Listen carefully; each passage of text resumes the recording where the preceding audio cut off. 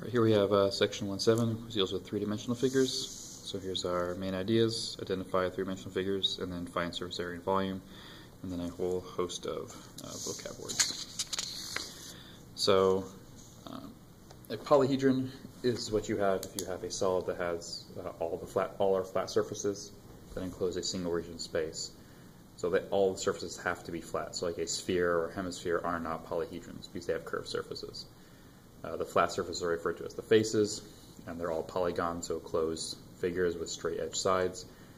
The line segments where the faces intersect are called the edges, and then the edges intersect at a point called the vertex, or vertices if you have more than one.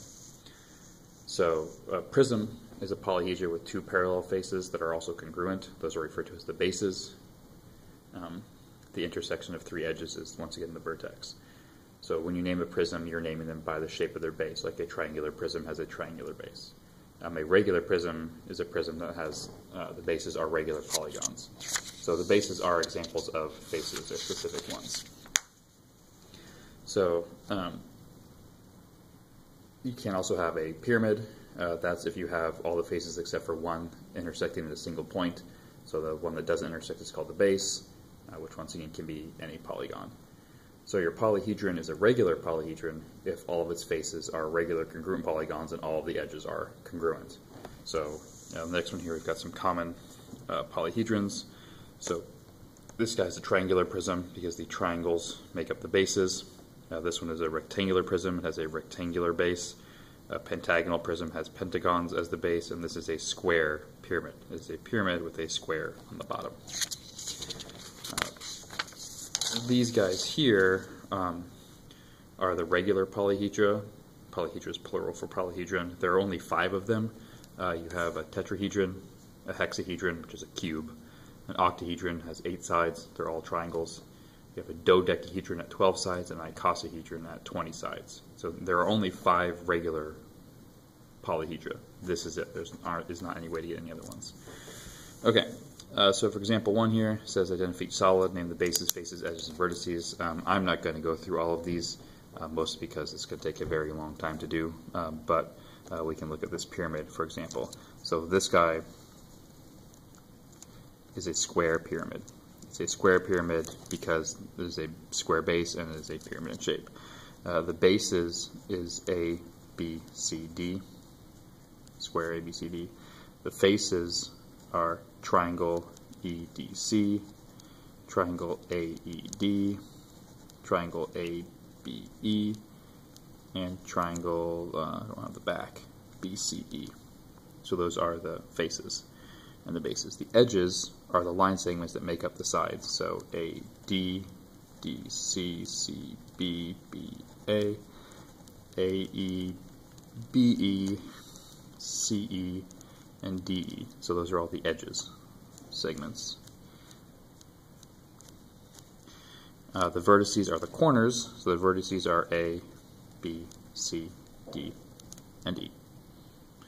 So for example on B here, that's a triangular prism. The bases are I, J, K, and L, M, N. The faces are I, J, M, L, I, K, N, L, and M, N, K, J. The edges are I, J, I, K, J, K, M, L, L, N, N, M, J, M, K, N, I, L, and the vertices are I, J, K, L, M, N. The cone down here, so that's a cone, it has a single base that is circle Q. It has no faces, no edges, no vertices, because those only happen if you have flat surfaces, the faces meeting each other, and a cone does not have any faces.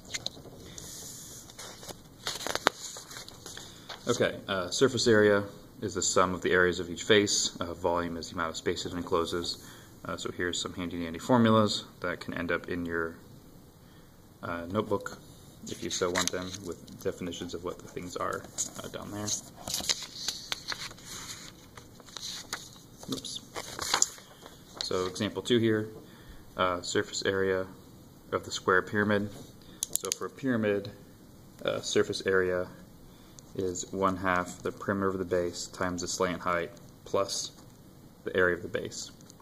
So P is the perimeter of the base, so this is 6 by 6 by 6 by 6, so the perimeter is 24. L is the slant height, is the distance along the side there, so it's 5, and the area of the base is 6 by 6, it's a square, so it's 36. So this is 12 times 5 plus 36, 60 plus 36. So the surface area is 96 square centimeters.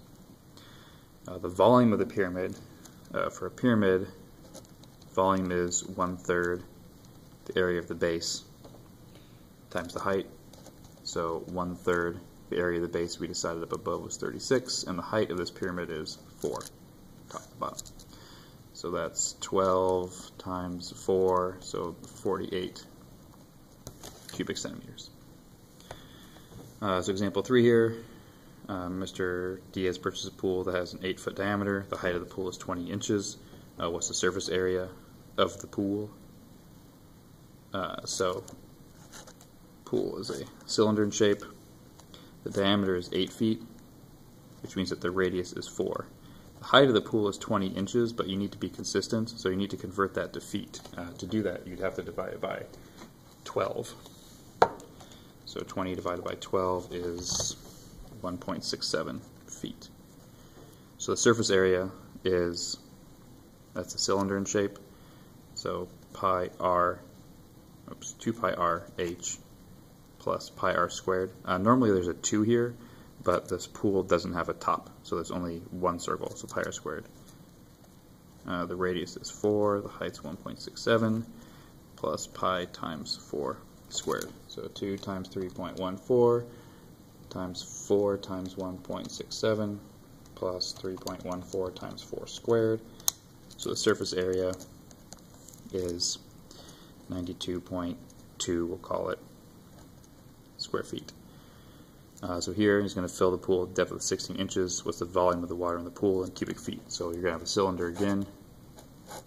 The radius is 4 feet.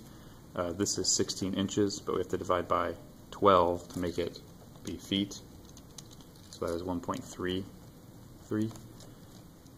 So volume for a cylinder is pi r squared h. So this is going to be pi times 4 squared times 1.33, 3.14 times 4 squared, 2 cubic feet. And, well, it'll be 66.8, because it says it's the nearest tenth. And that's the end of the section.